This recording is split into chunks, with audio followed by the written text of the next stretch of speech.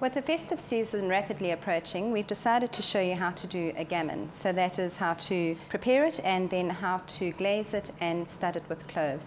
As you can see, the gammon that we have here is rather large, so it's for a very large family or a very large dinner party. What I've done is I boiled it for about 3 hours. You need to look at the size of your gammon to determine how long you need to boil it for. Once it's cooled, after it's cooked, you remove all the skin because that goes quite rubbery. You leave the fat on though because that adds to the juiciness. Using a sharp knife, you then score the fat in diamond shape. So you can see I'm going to do all my cuts in the one way first, and then I'll come back to make diamond shapes.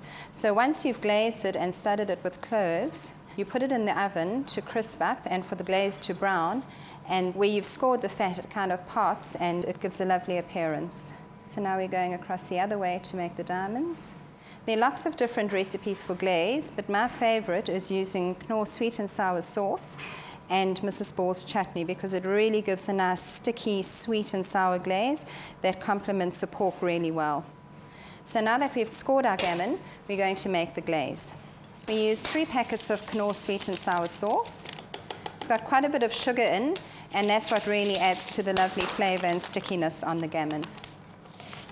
Using Mrs. Ball's chutney, I like to use a strong one because I prefer a bit of a bite. We add 1½ cups, and you mix that together to make a nice sticky glaze. Now, as you can see, this is quite sticky and quite liquid, so it's better to stud your gammon with the cloves before you put the glaze on.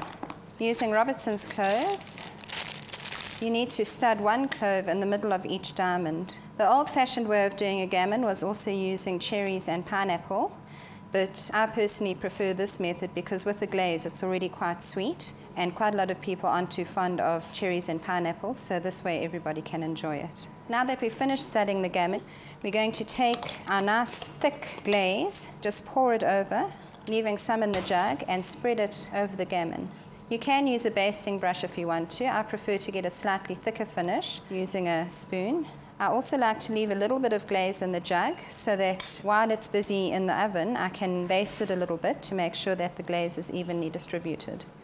And what's nice with gammon, even if you only manage to get a really big one like this, it freezes well. It's great for sandwiches. You can have cold meats and salads. It's also great for making filling for quiches and for pasta. So there we go. We've got our gammon glaze, and you can see I've got about 1/3 of the glaze left. I'm going to pop it in the oven at 180, and I'll just keep on checking it, and once it's nice and golden and I've basted it a bit more, it will be ready.